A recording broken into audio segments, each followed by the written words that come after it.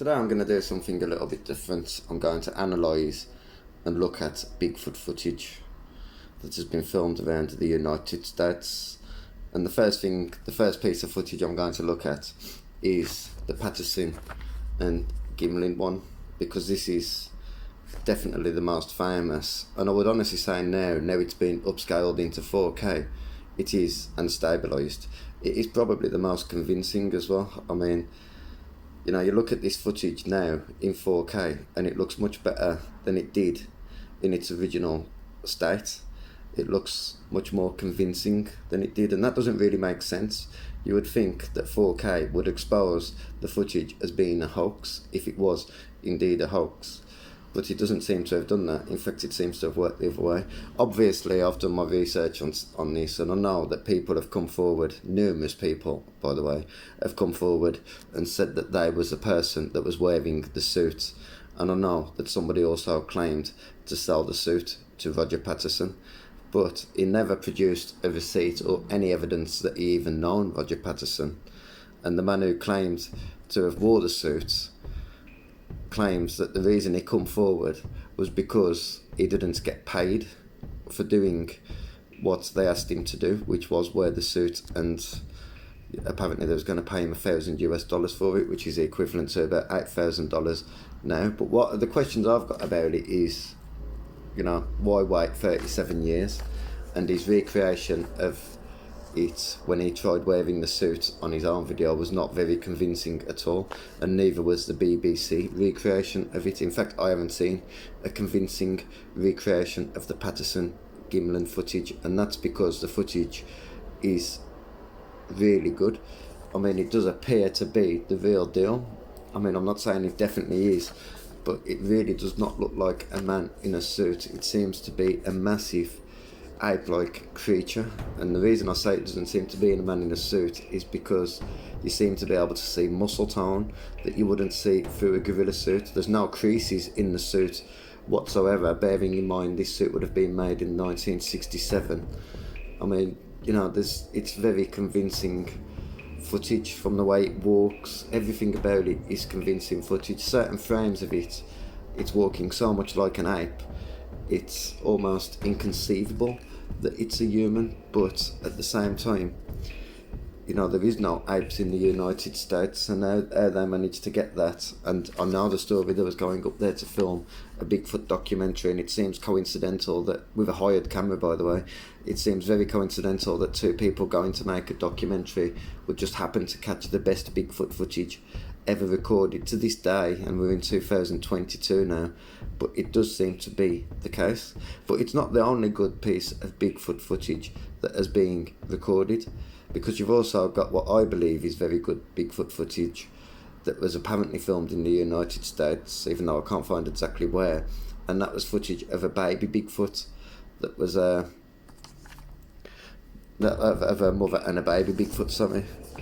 And this shows a mother Bigfoot carrying a baby Bigfoot. I thought first it shows a mother Bigfoot walking very fast on her own, and then she picks up a baby Bigfoot and takes off with it.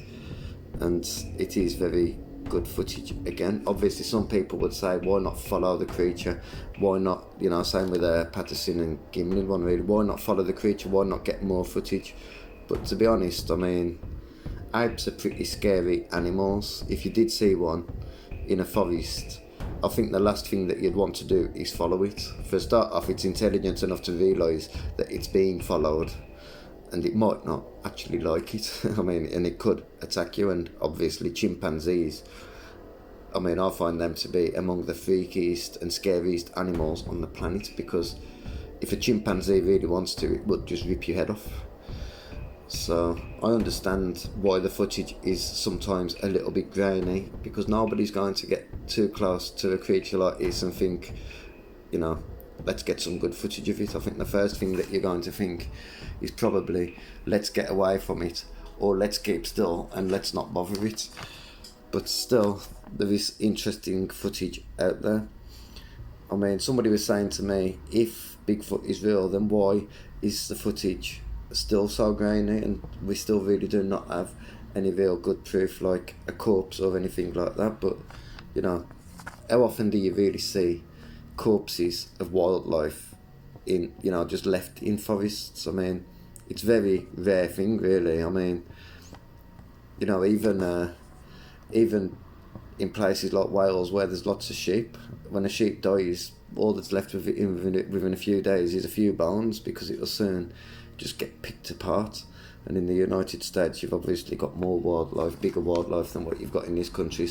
You know, a lot of animals will just go and eat it instantly, and you know, so you don't see corpses or you don't find dead bears in the American wild either, but we know they exist. But another interesting couple of pictures of Bigfoot was, I think it was taken in California in the early 2000s, and it was handed in to the police. The people that taken these pictures claim that they was leaving fruit outside, and this fruit was disappearing, and they wondered what was taking it, so they left a camera outside, a motion camera, I expect, to take pictures of it, and it taken these crazy images of something that is definitely not a man in a suit. I mean, that looks like a full-blown ape. I mean, there is a lot of, I mean, even the skeptics claim that it's probably an escaped orangutan or something, but nothing ever come of them sort of stories, and there was never any stories released, as far as I'm aware of an orangutan escaping any zoos at that time in that area. And if that was the case, it would be quite easy to say, well, that's what it wasn't. But it doesn't even look like an orangutan to me. It looks too big, and I know orangutans are massive animals, by the way, but this looks too big to even be an orangutan. But there is, you know, a lot of interesting stories about Bigfoot as well circulating online. I mean, you've got the Ape Canyon story, which is a story of a group of miners that was attacked by ape men, by what they describe as ape men at the time. So there is lots of interesting stories. Before I look at anything like that, though, I want to look at somebody called Todd Standing, who claims to have taken the closest up footage of a Bigfoot that has ever been filmed, or at least ever been seen by a mass audience. And I can't use his clips, unfortunately, because Todd Standing don't like you using his clips. I've seen him moan about other people using his clips, and these people was actually defending Todd Standing in some way, and he was still not happy about them using his clips. But to me, I'm not impressed with this footage from Todd Standing at all. I've got the pictures on the screen, and that is basically the footage, because there's no movement in the footage. And what really gets to me about the footage is there's no beginning and there's no end. It's like it starts and then it finishes in the same place. Like even with the Patterson footage, you know, you see the shakiness of the camera, you see, you know, the setup, you see how it got there. You don't see any of that with Todd Standing's footage, and that doesn't really make any sense. He's also removed all the sound out of his footage as well, and the only bit of movement that actually happens in any Todd Standing video is one of the Bigfoot blinks or winks at a certain point. He has got pictures and footage of what look like apes running in the forests as well, but again, it's very glancing and it's very, you know, unclear of what it is, and it could just be somebody in a suit. I'm not saying that Todd Standing's footage is 100% definitely fake, because I don't know what a Bigfoot looks like at the end of the day. I'm just saying that me personally, I have problems believing that that is legitimate footage, and the reasons I have problem believing that that is legitimate footage is because the footage doesn't make any sense. It starts in the exact location that it finishes. There's no setup. And why would you stop filming at that point? He claims he stopped filming because he was worried that that he was filming these young Bigfoot. He was worried that one of the parents was going to come out and maybe not be very happy about what they see. But at the same time, then why turn the camera off? Just move the camera off and move a little bit further away and then carry on again. I mean, I understand you're not wanting to get too close to something like this, but it just doesn't ring as very true. Todd Standing does not ring as very true. I might be wrong. Maybe he's an honest person, but to me, his story does not seem to check out. He's actually even taken, I think he tried to take some like Canadian authorities to court for denying or for not acknowledging the existence of Sasquatch, and I think he's trying to take it to California as well, to a Californian court. I mean, I'm sure that's Todd Standing who's been doing all that, so he obviously seems to believe in his footage. He seems to believe that his footage is the real deal. And like I say, I don't know what a Bigfoot looks like, and there is also lots of people within Bigfoot circles that claim that there is different types of Bigfoot or Sasquatch or whatever you want to call them. So I don't know at the end of the day, but for me, I'm not very convinced with the Todd Standing footage. But yeah, going back to the Ape Canyon attack, that was a story from 1924, a story which claims a group of miners were attacked by a group of ape men. Apparently what happened, as far as I can gather, is earlier in the day, one of these miners spotted a Bigfoot, and I took 3 shots at it, and this thing run off, it escaped. And, they really didn't think nothing else of it. They went back home at the night time, and they all went to bed. They was actually all sleeping, when all of a sudden, the log cabin that they were staying in was attacked by at least 3 or 4 different Bigfoots at the time, according to Fred Beck and other people that was there. And this attack went on until daylight the next day. Fred Beck claims that they never shot a single shot at the Bigfoot, despite having clear shots at them, because they didn't want to aggravate them, and they wanted to show the Bigfoot that they was only shooting when they was under attack. So there was never the aggressors of the night time. I suppose you could argue there was the aggressors when they shot the first one in the daytime, or tried to shoot the first one, but at the night time they didn't shoot any of them because they didn't want to aggravate them even more. Probably a good idea, and probably might have been the thing that saved their lives, if you believe this story. And I'm not saying I don't believe the story. The story's from 1924, but there's another very interesting story from 1924, and that's a story of Albert Oddsman, and he was a Canadian prospector, and he claims to have been abducted by a family of Sasquatch and held captive for 6 days, and his story is quite fascinating, to be honest. I mean, I'm gonna see if I can find anything more of this. I might make another one of these videos later, looking into these a little bit deeper, but he claims that he was captured by 2 adults and 2 children, and he was held captive for 6 days. He says one of the Bigfoot was 8 feet tall. He says he did not use his gun to try to kill them or harm them, because they was not aggressive or harming him, but they did take him captive. He stayed for a week. He says apparently they fed him a sweet tasting grass, and he watched the female Sasquatch wash the leaves. So it's an interesting story again.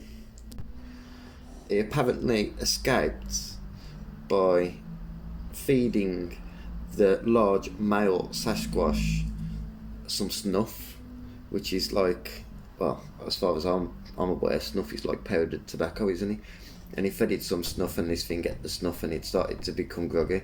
And he didn't tell his story for more than 24 years after it happened, for fear of being thought of as crazy. So it's another one of them, isn't it, where I've always said this: if you're gonna lie about stuff like this, then why lie in the fashion that these people lie about? I mean, the last thing I'm going to look at for this Bigfoot thing is the supernatural side of them, because most people look at Bigfoot, I think even most Bigfoot believers look at Bigfoot and say, yeah, this is just some sort of ape that lives in the United States. There's nothing supernatural about it, there's nothing special about it. It's just another animal that lives in the United States that just happens to be undiscovered. But then, if you start looking at some of the stories to these people that claim to have experienced these animals, including Fred Beck, who also claimed that he in his exact words, he says he don't believe that Bigfoot are of this world. I mean, you start looking at the stories and they seem very, very weird. I mean, I was actually watching a Bigfoot documentary on YouTube a few weeks ago, and you know, it showed you these people chasing these shadows in the woods, what they claim was signs of a Bigfoot. I think it was called Bigfoot, UFOs and Jesus or something, or just Bigfoot and UFOs. I can't remember. Oh no, there's one called Bigfoot, UFOs and Jesus, and there's one called Bigfoot and UFOs. I can't remember which one of them it was. But anyway, they claim that they was pursuing this Bigfoot, and when they got close to this Bigfoot, they lost all sightings of it. But around them was a little, you know, like these little bits of dandelions that floated out. Like there's one of these things floating around them, and one of them claimed that the Bigfoot had actually turned into that, it morphed itself into a tiny little bit of pollen that's floating around the air, which is totally unbelievable. And obviously I don't expect anybody to believe them sort of stories, but there is a lot of people that tell them, the Native Americans, and I've got loads of respect for the Native Americans and what they believe and the way that they look at life. They believe that they come from a different world, and they've got the ability to step inside our reality and then back to theirs, and that is what makes them so elusive. But it could just be that they hide up trees or something, or in caves. I mean, you know, mythology does try to explain the unexplainable sometimes. There is obviously also weird reports of these creatures just appearing, or there's also a lot of claims that these creatures, these Sasquatch, are usually found in locations that just happen to be UFO hotspots as well. So there is lots of people that believe that these creatures are reported everywhere. But there's also, I mean, even where I'm from in the United Kingdom, you know, there's even Bigfoot reports in this country, and as there is all over the world. And that's pretty strange on its own, because there isn't an ape in the world that lives all over the world. I mean, the only reason that there's chimps in England and America is because they've been brought over, you know, usually as for zoos and safari parks and stuff. But there isn't an ape that is native to Britain. There isn't a known ape that is native to the United States, and yet you get these reports, and you also get them in Australia and China and Russia, where they've all got different names, and they're all over the world, according to some experts, which seems to again suggest some sort of supernatural ability, maybe, that they can just appear. But at the same time, most people that believe in Bigfoot believe that they're just another physical ape. One thing that most people don't realise is, well, I don't know if most people don't realise it, I didn't realise it until recently, is there is actually no laws in England, I'm not sure about the United States, but in the United Kingdom there is no laws that say that you can't own a pet chimp or a pet gorilla or you know, any sort of, or a lot of different types of monkeys. So if you got the money, you could actually have a pet chimp or gorilla in this country. So if that's the case, very similar to the big cats, you know, a lot of people theorise the big cats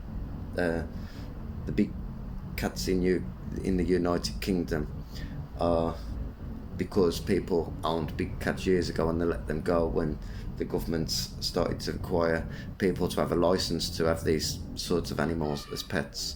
But in the case of apes, you don't need any sort of a license to have an ape as a pet. So there could be escaped apes in the United Kingdom and in the United States, I assume. So you never know what it is, but there does definitely seem to be some very interesting footage, and some of it does seem to suggest that there is some sort of apes that live in the forests in the United States and survive. But thanks for watching. I'm out.